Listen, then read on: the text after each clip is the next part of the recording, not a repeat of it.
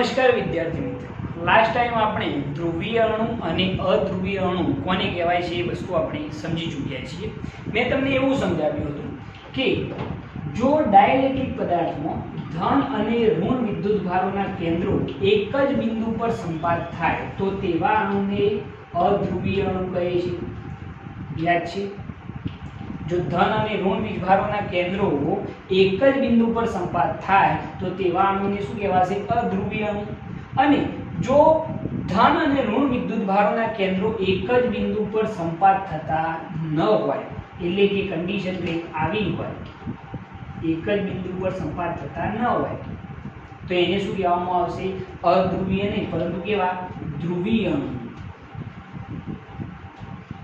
યાદ છે આ વસ્તુ? બરોબર.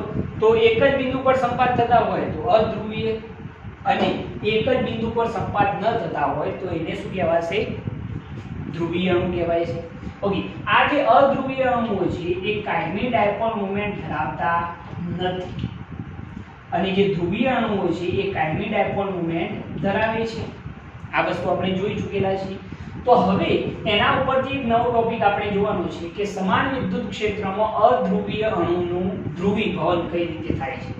તો એના માટે આપણે એક અધ્રુવીય અણુનો ડાઇલેક્ટ્રિક પદાર્થ વિચારીએ તો સમજી લો કે હું તમને એમ કહું કે અહીંયા આગળ આ રીતની કન્ડિશન છે, બરોબર. આ એક અધ્રુવીય અણુનો ડાઇલેક્ટ્રિક પદાર્થ છે. અધ્રુવીય અણુઓ હોય એટલે આપણને ખ્યાલ આવે કે અહીંયા આગળ ધન અને ઋણ વીજભારો જે છે એ એક જ બિંદુ પર સંપાત થયેલા હશે. આ રીતે આપણે વિચારી શકીએ છીએ. તમે ધ્યાનથી જુઓ, ધન અને ઋણ વીજભારોના કેન્દ્રો એક જ બિંદુ પર સંપાત થયેલા છે, તો આ એક અધ્રુવીય ડાઇલેક્ટ્રિક પદાર્થ છે. તો આની કુલ ડાયપોલ મોમેન્ટ જો કેવી હોય, p નેટ, તે કેટલી થશે? 0 થશે. કારણ કે અધ્રુવીય અણુઓની અંદર આપણને ખ્યાલ છે કે કાયમી ડાયપોલ મોમેન્ટ હોતી નથી, એટલે આની જો કુલ ડાયપોલ મોમેન્ટ કેવી હોય તો કેટલી થઈ જશે? 0 થઈ જશે. ઓકે. હવે આ જે આપણે અધ્રુવીય અણુ છે, આ જે અધ્રુવીય અણુનો બનેલો ડાઇલેક્ટ્રિક પદાર્થ છે, એને જો સમાન વિદ્યુત ક્ષેત્રમાં મૂકી દેવામાં આવે તો કન્ડિશન શું થાય? જરા વિચાર. જો હું આના ઉપર બાહ્ય વિદ્યુત ક્ષેત્ર એપ્લાય કરું છું તો એની અંદર સ્થિતિ કંઈક આવી બનવા લાગશે. તમે ધ્યાનથી જોજો કે સ્થિતિ કંઈક આ રીતે બનશે.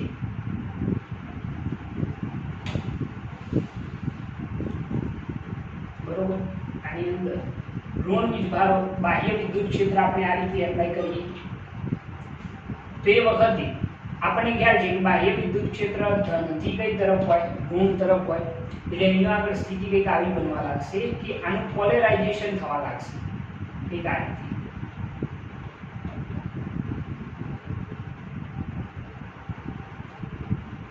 કંઈક આ રીતે.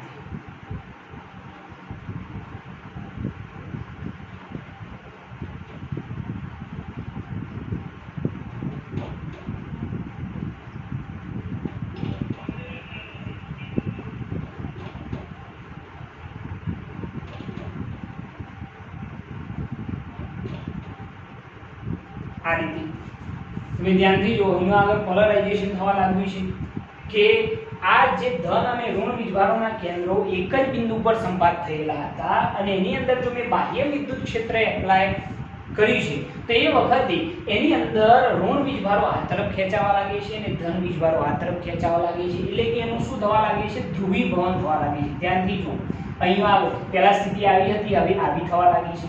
ઋણ વીજભારો આ તરફ ખેંચાશે ને, કારણ કે આપણને ખબર છે બાહ્ય વિદ્યુત ક્ષેત્ર ધનથી ઋણ તરફ આમ હશે, એટલે આની અંદરનો જે ઋણ વીજભાર હશે એ કઈ તરફ? આ તરફ ખેંચાય છે, અને ધન વીજભાર આ તરફ ખેંચાય છે. એવું દરેકની અંદર થાય છે. તમે ધ્યાનથી જુઓ. તો આ સ્થિતિની અંદર આપણને ખ્યાલ આવે છે કે ધન અને ઋણ વીજભાર વચ્ચે હવે કંઈક ના કંઈક અંતર પેદા થાય છે. જો કંઈક ના કંઈક અંતર ઉત્પન્ન થશે તો અહીંયા આગળ કંઈક ના કંઈક ડાયપોલ મોમેન્ટ પણ થશે. એટલે કે અહીંયા આગળ હવે જે ડાયપોલ મોમેન્ટ છે એ p નોટ ઇક્વલ ટુ શું થઈ જાય? 0 થઈ જશે. પહેલા ડાયપોલ મોમેન્ટ કેટલી હતી? 0.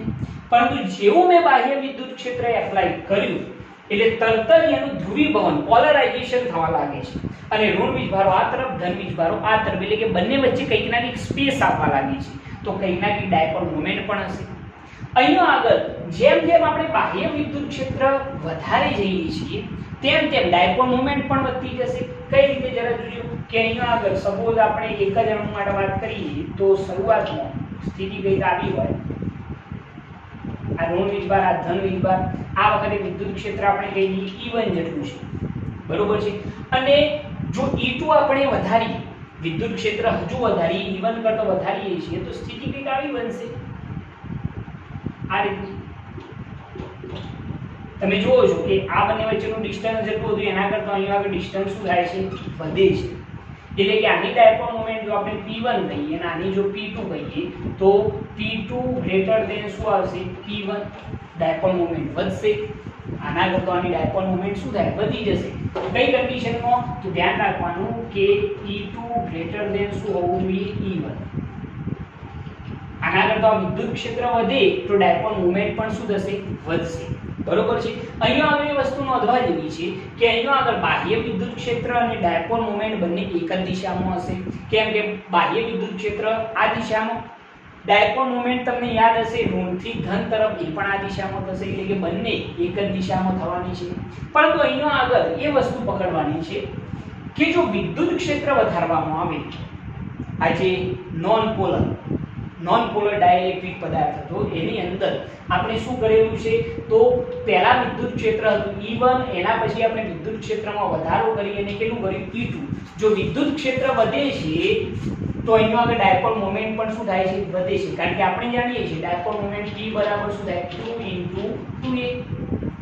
આ 2a જે છે એ આ બંને વચ્ચેનું અંતર છે. તમારા ટૂંકમાં કેવો તો P બરાબર q * ડિસ્ટન્સ d પણ કહી શકો છો, બરોબર છે. ગમે તે રીતે તમે વિચારી શકો. ઓકે, તો અહીંયા આગળ એક વસ્તુનો આપણા મગજમાં આઈડિયા ક્લિયર થાય કે અધ્રુવીય અણુ હોય તેની ડાયપોલ મોમેન્ટ શું. પરંતુ જેવું બાહ્ય વિદ્યુત ક્ષેત્ર એપ્લાય કરીએ એટલે એનું ધ્રુવીભવન શરૂ થઈ જાય. જેવું વિદ્યુત ક્ષેત્ર વધારીએ છીએ, E1 માંથી E2 કરીએ તો ડાયપોલ મોમેન્ટ પણ શું થાય છે, વધે છે. આ જે વર્તણૂક છે એ કોની છે, તો સમાન વિદ્યુત ક્ષેત્રમાં અધ્રુવીય અણુનું ધ્રુવીભવન છે, બરોબર છે. આની અંદર એક બીજો પોઈન્ટ જો આપણે લખવો હોય તો એવો લખી શકીએ છીએ, જરા જોજો કે બાહ્ય વિદ્યુત ક્ષેત્રમાં મૂકેલ અધ્રુવીય અણુમાં પ્રેરિત ડાયપોલ મોમેન્ટ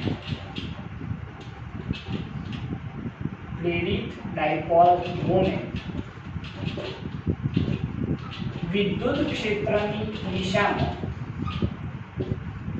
ધ્યાનથી જોજો સ્ટેટમેન્ટ મેં શું લખેલું છે કે બાહ્ય વિદ્યુત ક્ષેત્રમાં મૂકેલ અધ્રુવીય અણુમાં પ્રેરિત ડાયપોલ મોમેન્ટ વિદ્યુત ક્ષેત્રની દિશામાં અને તીવ્રતાના સમપ્રમાણમાં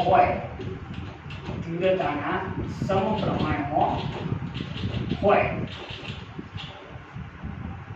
તો તેને સમદિગ્ધર્મી અથવા તો રેખીય સમદિગ્ધર્મી ડાઇલેક્ટ્રિક કહે છે.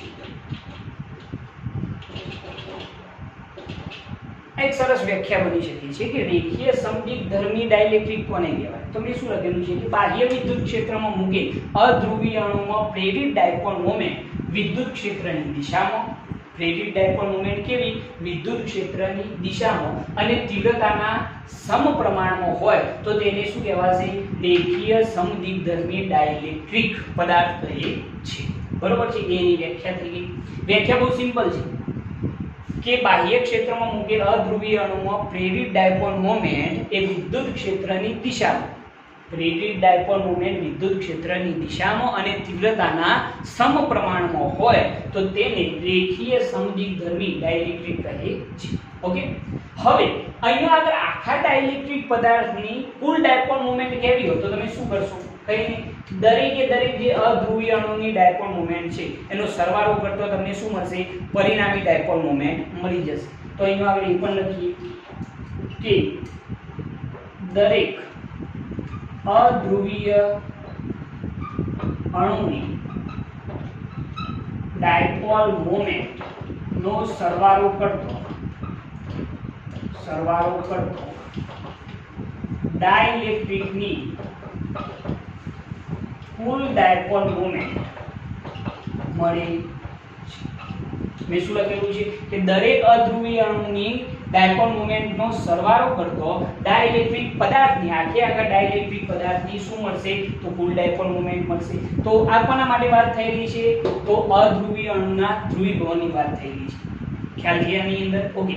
હવે અહીંયા આગળ આપણે એક બીજો કોન્સેપ્ટ જોઈએ કે સમાન વિદ્યુત ક્ષેત્રમાં, જરા ધ્યાન રાખજો, સમાન વિદ્યુત ક્ષેત્રમાં ધ્રુવીય અણુનું ધ્રુવીભવન,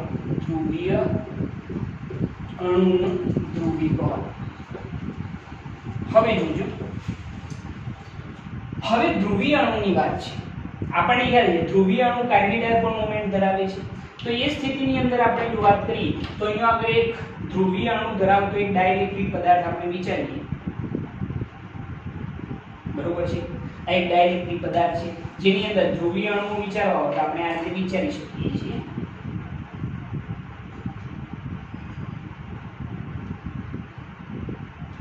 આ રીતે તમે વિચારી શકો છો. બધાની દિશા તમારે જુદી જુદી વિચારવાની રહેશે. આની કુલ ડાયપોલ મોમેન્ટ કેવી હોય તો કેટલી થાય? શૂન્ય થાય. કેમ શૂન્ય થાય? તમે ઈઝીલી સમજી શકો કે ડાયપોલ મોમેન્ટ ઋણથી ધન તરફ હોય એટલે અહીંયા આગળ સ્થિતિ વિચારો તો ઋણથી ધન તરફ આની આ દિશામાં હોય, આની આ દિશામાં હોય, આની આ દિશામાં હોય, આની આ દિશામાં હોય, બધી ઉલટી સુલટી હોય. ટૂંકમાં એક આ દિશામાં હોય, એક આમ હોય, એક આમ હોય, એક આમ હોય. ઋણથી ધન તરફ વિચારી શકો તો કુલ ડાયપોલ મોમેન્ટ કેટલી થઈ જાય? શૂન્ય થઈ જાય. બરોબર છે. પરંતુ આ ધ્રુવીય અણુની અંદર જો આપણે બાહ્ય વિદ્યુત ક્ષેત્ર એપ્લાય કરીએ, કંઈક આ રીતની સ્થિતિ આપણે વિચારીએ, આ રીતે જેવું આપણે આ બાહ્ય વિદ્યુત ક્ષેત્ર એપ્લાય કરીએ તો સ્થિતિ શું થશે? આ બધા જે ધ્રુવીય અણુઓ છે એ ધ્રુવીય અણુઓ જે અસ્તવ્યસ્ત હતા એ ધીરે ધીરે સમજી લો કે આ જે બાહ્ય વિદ્યુત ક્ષેત્ર છે એને આપણે નામ આપીએ E1, બરોબર છે. જેવું આપણે બાહ્ય વિદ્યુત ક્ષેત્ર એપ્લાય કરીએ એટલે આ બધા જે ધ્રુવીય અણુઓ છે એ ધીરે ધીરે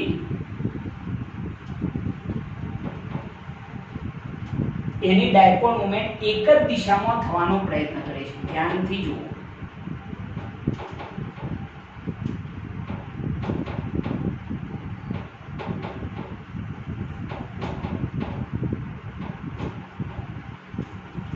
ખબર પડે છે એની અંદર? તમે જોવો છો કે અહીંયા આગળ અમુક અણુ હજુ પણ કેવા છે તો તમે જોવો છો આ ઓકે છે પરંતુ આ થોડોક હજી પણ નોટો બતાવેલો છે. પરંતુ આની સરખામણીમાં પહેલા તો કેવી હતી ડાયપોલ મોમેન્ટ? એક આમ હતી, એક આમ હતી, એક આમ હતી. પરંતુ હવે તમે જુઓ ધ્યાનથી, એક આમ તો બીજી થોડીક જ દોઢી છે. બાકી લગભગ એક જ દિશામાં ડાયપોલ મોમેન્ટ થવાનો પ્રયત્ન કરે છે ઋણથી ધન તરફ, બરોબર છે.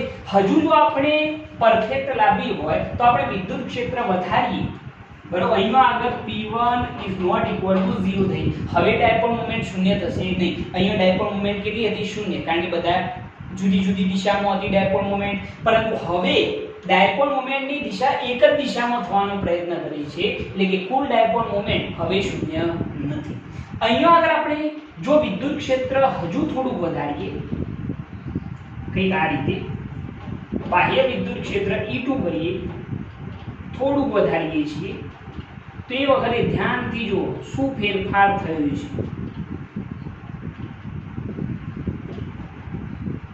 બધા જે ધ્રુવીય અણુઓ છે એની ડાયપોલ મોમેન્ટની દિશા એક જ દિશામાં થઈ. અહીંયા તો થોડા પણ અસ્તવ્યસ્ત હતા પરંતુ અહીંયા એકદમ સીધા થઈ ગયા છે. તમે ધ્યાનથી જુઓ. આની પણ કુલ ડાયપોલ મોમેન્ટ P2 ≠ શું થઈ જશે? 0 થઈ જશે. એ વસ્તુનું અહીંયા ધ્યાન રાખવાનું છે કે અહીંયા E2 > શું છે? E1 છે. જો વિદ્યુત ક્ષેત્ર વધારીએ છીએ તો ડાયપોલ મોમેન્ટ પણ શું થશે? વધશે. અહીંયા આગળ થોડા અસ્તવ્યસ્ત હતા પરંતુ જેવું વિદ્યુત ક્ષેત્ર વધારીએ એટલે બધા ધ્રુવીય અણુ એક જ દિશામાં ગોઠવાઈ જાય છે એટલે કે P2 > શું થાય? E1 થશે. ખ્યાલ આવે છે એની અંદર? તો આ પ્રક્રિયા જે છે એ કોની અંદર? તો ધ્રુવીય અણુની અંદર આપણને જોવા મળે છે. અહીંયા આગળ આખો આઈડિયા એકદમ સિમ્પલ છે. મગજમાં એક્ઝેક્ટ એને બેસાડવાનો પ્રયત્ન કરજો કે સમાન વિદ્યુત ક્ષેત્રમાં અધ્રુવીય અણુનું ધ્રુવીભવન કઈ રીતે સમજી શકાય. તો એના માટે મેં આઈડિયા શું વિચાર્યું? પહેલી વસ્તુ કે આ કેવો અણુ? તો અધ્રુવી અણુ છે. તમે જુઓ છો ધન અને ઋણ વીજભારોના કેન્દ્રો એક જ બિંદુ પર સંપાત થયેલા છે તો કુલ ડાયપોલ મોમેન્ટ કેટલી? 0. અહીંયા આગળ જેવું મેં બાહ્ય વિદ્યુત ક્ષેત્ર એપ્લાય કર્યું તો તમે જુઓ ધ્રુવીભવન થવાનું સ્ટાર્ટ થયું. ઋણ વીજભારો આ તરફ ખેંચાવા લાગે, ધન વીજભારો આ તરફ. બરોબર છે. દરેકની અંદર એક પ્રક્રિયા થવા લાગી છે એટલે કે કંઈક ના કંઈક ડાયપોલ મોમેન્ટ ઉત્પન્ન થશે તો કુલ dipole moment P naught equal to શું થઈ ગઈ? 0. હવે શૂન્ય રહેશે નહીં. હવે કંઈક ના કંઈક ડાયપોલ મોમેન્ટ આપણને મળશે. પરંતુ એની અંદર પણ મેં વિચારેલું છે કે E1 હોય ડાયપોલ મોમેન્ટ P1 છે, પરંતુ જો વિદ્યુત ક્ષેત્ર વધારીએ તો જુઓ બંને વચ્ચેનું અંતર પણ વધે છે એટલે કે ડાયપોલ મોમેન્ટ પણ શું થશે? વધશે. ઓલ ઓવર આઈડિયા એવો મગજમાં ક્લિયર થાય છે કે જો સાહેબ વિદ્યુત ક્ષેત્ર વધારીએ E1 માંથી E2 કરીએ તો ડાયપોલ મોમેન્ટ શું થાય છે? વધે છે. બરોબર છે. બીજો પોઈન્ટ આ રહ્યો રેખીય સમદિગ્ધર્મી ડાઇલેક્ટ્રિક કોને કહેવાય? તો સિમ્પલ આઈડિયા કે બાહ્ય વિદ્યુત ક્ષેત્રમાં મૂકેલ અધ્રુવીય અણુમાં પ્રેરિત ડાયપોલ મોમેન્ટ ની દિશા વિદ્યુત ક્ષેત્રની દિશામાં. જોજો ધ્યાન, અધ્રુવીય અણુમાં પ્રેરિત ડાયપોલ મોમેન્ટ વિદ્યુત ક્ષેત્રની દિશામાં અને તીવ્રતાના સમપ્રમાણમાં હોય તો તેને રેખીય સમદિગ્ધર્મી ડાઇલેક્ટ્રિક કહે છે. બરોબર છે. દરેક અધ્રુવીય અણુની ડાયપોલ મોમેન્ટનો સરવાળો કરતો ડાઇલેક્ટ્રિકની શું મળે છે? કુલ ડાયપોલ મોમેન્ટ મળે છે. બરોબર. એના પછી સમાન વિદ્યુત ક્ષેત્રમાં ધ્રુવીય અણુનું ધ્રુવીભવન કઈ રીતે થયું? આ રહ્યું ધ્રુવીય અણુ. કુલ ડાયપોલ મોમેન્ટ કેટલી થાય? 0. કેમ 0 થઈ? બરોબર સમજજો કે ડાયપોલ મોમેન્ટ ઋણથી ધન તરફ ગમે તે દિશામાં. બરોબર છે. તો કુલ ડાયપોલ મોમેન્ટ કેટલી થઈ જાય? 0 થઈ જાય. પરંતુ જેવું તમે બાહ્ય વિદ્યુત ક્ષેત્ર એપ્લાય કરો છો તો તમે ધ્યાનથી જુઓ કે દરેકે દરેક ધ્રુવીય અણુ એક ચોક્કસ દિશામાં ગોઠવવાનો પોતાની જાતને પ્રયત્ન કરે છે. દેખાય છે તમને? જેવું વિદ્યુત ક્ષેત્ર વધારીએ એટલે એકદમ પરફેક્ટ ગોઠવાઈ જાય છે. જુઓ ધ્યાનથી. એનો મતલબ શું થયો કે વિદ્યુત ક્ષેત્ર જો વધારવામાં આવે E2 E1 હોય તો ડાયપોલ મોમેન્ટ P2 શું થાય? P1 થશે. બરોબર છે. તો આ બંને વસ્તુ તમે આ રીતે ઈઝીલી સમજી શકો છો. હવે આના ઉપરથી મગજમાં એ વસ્તુ ક્લિયર થઈ ગઈ કે વિદ્યુત ક્ષેત્ર વધે તો ડાયપોલ મોમેન્ટ પણ વધે છે. હવે આની અંદર એક પોલરાઇઝેશન ની પ્રક્રિયા શું છે એ પણ આપણે અહીંયા સમજી લઈએ. પોલરાઇઝેશન કોને કહેવામાં આવે છે? જેને આપણે ધ્રુવીભવન કહીએ છીએ. તો એના માટે આપણે એવું વિચારીશું કે અહીંયા આગળ સપોઝ આપણે એમ કહીએ કે એકમ કદ દીઠ ડાયપોલ મોમેન્ટને શું કહેવામાં આવે છે? પોલરાઇઝેશન કહે છે. અહીંયા આગળ પોલરાઇઝેશન એક મહત્વની ભૌતિક રાશિ છે કે આને વ્યવસ્થિત સમજી લેજો. પોલરાઇઝેશન તો એની અંદર આપણે એવું સમજી શકીએ કે એની વ્યાખ્યા લખવી હોય તો શું થાય જરા જોજો. તો એકમ કદ દીઠ ડાયપોલ મોમેન્ટને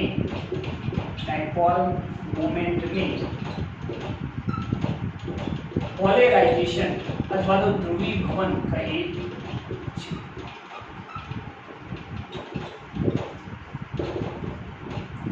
શું લખેલી છે વ્યાખ્યા? કેવા કદ દીઠ? તો એકમ કદ દીઠ ડાયપોલ મોમેન્ટને પોલરાઇઝેશન કહે છે. બરોબર છે. અહીંયા આગળ પોલરાઇઝેશનની જો આપણે વાત કરીએ તો પોલરાઇઝેશન જે છે એ વિદ્યુત ક્ષેત્રના શું હોય છે? તો સમપ્રમાણમાં હોય છે. બરોબર. આપણે અહીંયા કેવું હતું? P સદિશ ચલે છે શું કહેવાશે? E સદિશ. એટલે કે પોલરાઇઝેશન માટેની સંજ્ઞા મેં લખેલી છે P. બરોબર છે. એની વ્યાખ્યા એકમ કદ દીઠ વિદ્યુત ડાયપોલ મોમેન્ટ. બરોબર છે. એકમ કદ દીઠ ડાયપોલ મોમેન્ટને પોલરાઇઝેશન કહે છે. પોલરાઇઝેશન એ વિદ્યુત ક્ષેત્રના શું હોય? સમપ્રમાણ. હાલ જ આપણે વાત થઈ કે તમે વિદ્યુત ક્ષેત્ર વધારો છો તો ડાયપોલ મોમેન્ટ પણ વધે છે. એટલે કે પોલરાઇઝેશન વધુ થાય છે. જેટલું તમે વિદ્યુત ક્ષેત્ર વધારશો એટલા અણુઓનું ધ્રુવીભવન વધુ થશે. બરોબર છે. તો P સદિશ ચલે છે શું થઈ ગયું? E સદિશ. જો ચલે છે દૂર કરીએ તો P સદિશ is equal to psi E into શું લખવામાં આવશે? E સદિશ. અહીંયા આગળ મેં આ જે psi E લખેલો છે એ અચળાંક છે. આને શું કહેવામાં આવશે? psi. બરોબર છે. જેને આપણે જો કહેવું હોય તો આપણે માધ્યમની સસેપ્ટિબિલિટી શું કહેવામાં આવશે?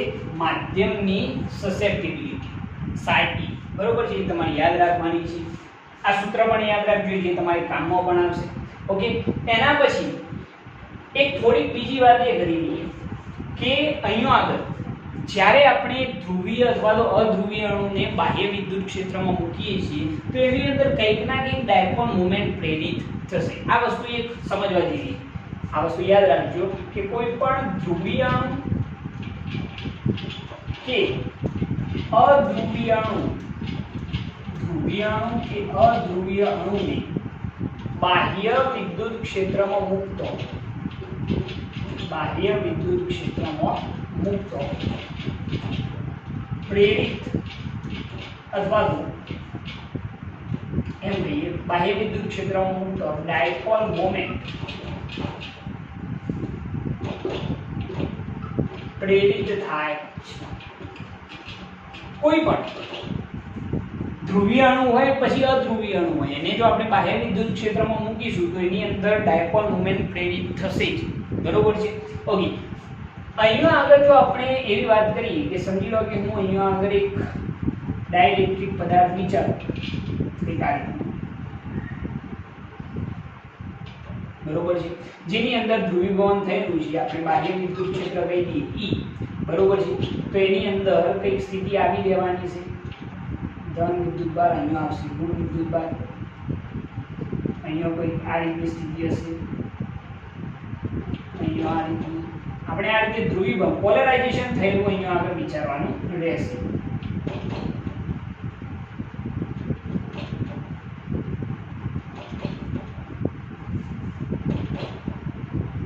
પોલરાઇઝેશન થયેલું આપણે અહીંયા વિચારેલું છે.